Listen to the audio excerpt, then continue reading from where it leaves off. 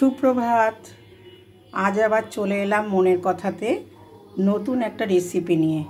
খুব simple recipe, কিন্তু খেতে অসাধারণ হবে। আমি যেভাবে বানাই পনির খুব সাধারণ জিনিস। পনির তোমরা সবাই বানাও, সবাই খাও, কিন্তু আমি কিভাবে বানাই সেটা একবার আমি তোমাদের সাথে শেয়ার করছি। হ্যাঁ, দেখো, যদি ভালো লাগে তাহলে একটা লাইক করে দিও। হ্যাঁ, আমি পনিরটা এখন বানাবো, তাই ভাবলাম আমার বন্ধুদের সাথে একবার শেয়ার করি। আমি খুব সিম্পল পদ্ধতিতে বানাই, অথচ অসাধারণ খেতে হয়, ভীষণ ভালো হয়। দেখো, খুব সাধারণ পদ্ধতিতে অসাধারণ পনির বানানোর জন্য প্রথমে একটা সর্ষের তেল দিয়ে দিয়েছি কড়াইতে। সর্ষের তেলটা গরম হয়ে গেছে। হ্যাঁ, গরম হয়েছে কি করে বুঝবো? এই দেখো, হাত দিলে বোঝা যায়, একটু হাওয়া মানে ধোয়া হাতে লাগে। এটাও কিন্তু একটা জানার বিষয়, আমি আগে জানতাম না এগুলো। আচ্ছা, এবার পনিরটাকে না একটু লম্বা করে বড় করে কেটেছি। জানো, পনির তো খুব বেশি ভাজে না, পনির বেশি ভাজলে না শক্ত হয়ে যায়, যেটা একদমই ভালো লাগে না। খাওয়ার সময় একদম চামড়া মতো মনে হয়। খুব অল্প ভাজবো। সবকটা পনিরে দিয়ে দিচ্ছি। এখানে 200 গ্রাম পনির আছে। 200 গ্রাম পনিরকে না বড় করে কেটেছি।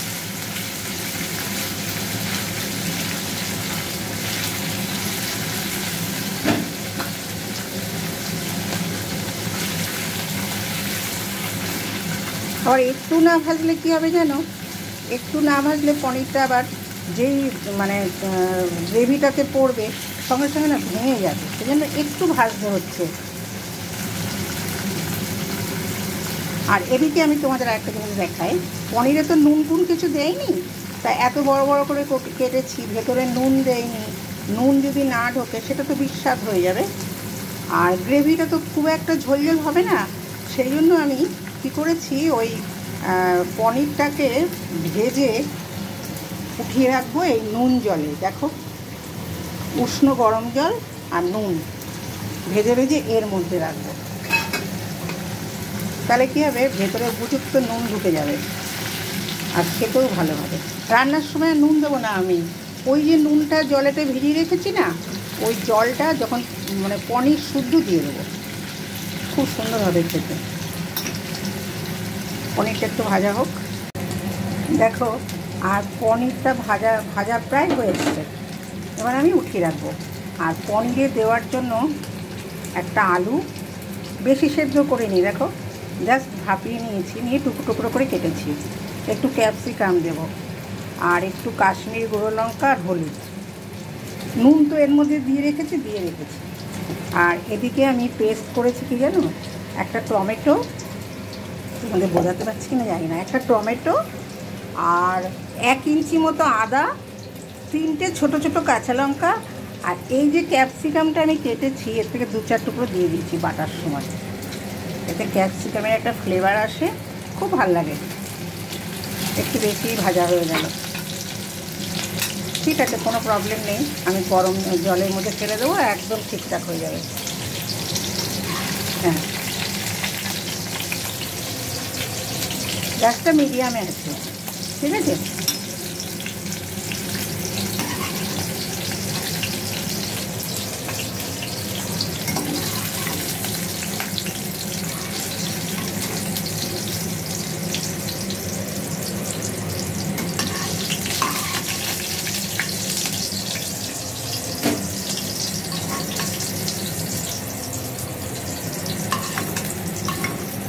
নিরামিষের দিনে পনির খেতে খুব ভালো লাগে। আমরা তো মঙ্গলবার নিরামিষ খাই। দেখো, যা তেল আছে আমি আর তেল দেব না, ঠিক আছে, যথেষ্ট আছে। আমি একবারেই তেলটা দিয়ে দিয়েছিলাম। এবারে দেব একটু গোটা জিরে ফোড়নে। গোটা জিরেটা থেকে ভালো গন্ধ বেরায়।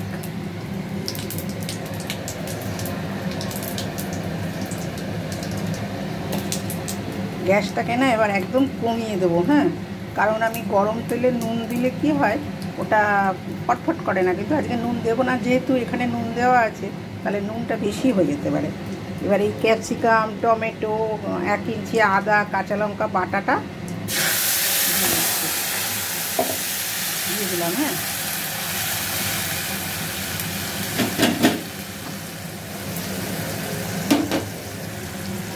দিয়ে দিলাম। তো এরপরে আমি দেখো হাফ টেবিল স্পুন হলুদ আর কাশ্মীরি গুঁড়ো লঙ্কা দিয়ে দিলাম।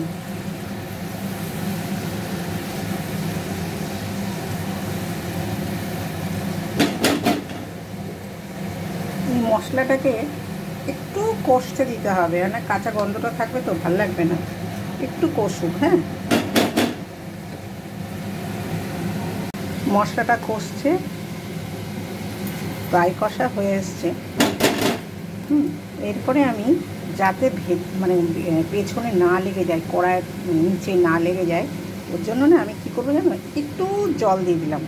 তাও ওই যেটাই মিক্সির গ্রাইন্ডারের যে বাটি, মিক্সির যে বাটি, সেই বাটির ধোয়া জল একটু দিয়ে দিলাম, যাতে ভালো করে এটা কষে আর না কড়াইয়ের নিচটাতে লেগে যাবে। এরপরে এই কষতে কষতে না আমি আলু, ক্যাপসিকাম দিয়ে দিলাম। এই কষার সময় না আমি একটু চিনি দিয়ে দেবো, নিরামিষ তো চিনি দিয়ে দিচ্ছি। একটু জল দেওয়া আছে, ভয় নেই, লাগবে না নিচে, তাই জন্য আমি আর একটু জল দিয়ে একটু ঢাকা দিই, ব্যাস কষতে থাকো ভালো করে।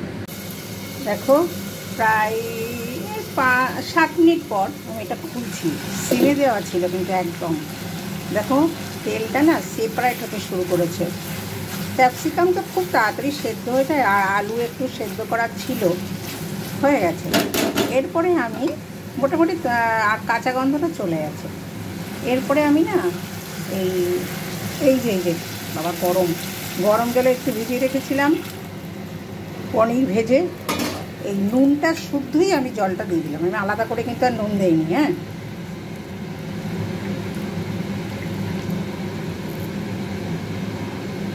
ব্যাস এবারে গ্যাসটাকে একটু বাড়িয়ে দেবো। প্রথমে না হাইতে দিয়ে দিচ্ছি, যেই ফুটে উঠবে লোতে না, ঠিক মিডিয়ামে দিয়ে দেবো। হ্যাঁ, এখন এইভাবে একটু ফুটুক, হাইতে ফুটলেই আমি মিডিয়ামে দিয়ে দেবো।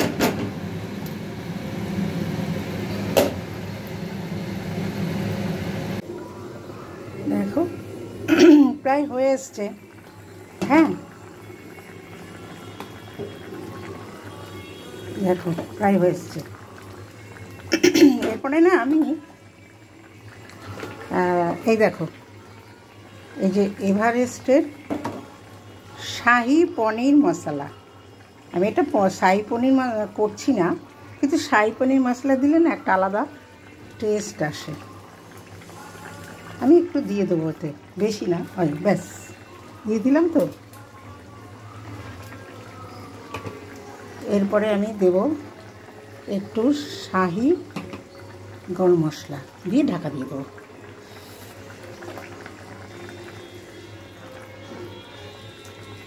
এই যে ঝোলঝোলটা ভাবটা দেখছো না, এইটা আলু পনির যেই স্ট্যান্ডিং টাইমে থাকবে, গ্যাসটা বন্ধ করে আমি এর ওপরেই কড়াইটাকে রেখে দেবো।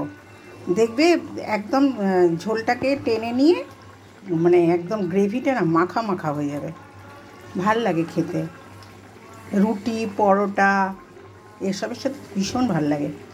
ঠিক আছে, তোমরা ঢাকা দিয়ে দিলাম। হ্যাঁ, তাহলে পনির, এটা কিন্তু পনির মানে শাহি পনির নয়, এটা সিম্পল পনির, কিন্তু এটা শাহি পনিরের মশলাটা দিয়ে দিলাম, একটা আলাদা ফ্লেভার আসবে। আর ওই যে আদা, কাঁচা লঙ্কা এগুলো বাটার সময় যে একটু দিয়েছিলাম না, ক্যাপসিকাম বাটা, ওটাতেও কিন্তু খুব সুন্দর একটা গন্ধ আসে, ভালো লাগে। দেখো তোমরা এইটাকে একদিন ট্রাই করো। তোমরা তো সবাই পনির বানাও, আমার এটাকে ট্রাই করো, যদি ভালো লাগে একটা লাইক করো। হ্যাঁ, রাখছি, সবাই ভালো থেকো, সুস্থ থেকো।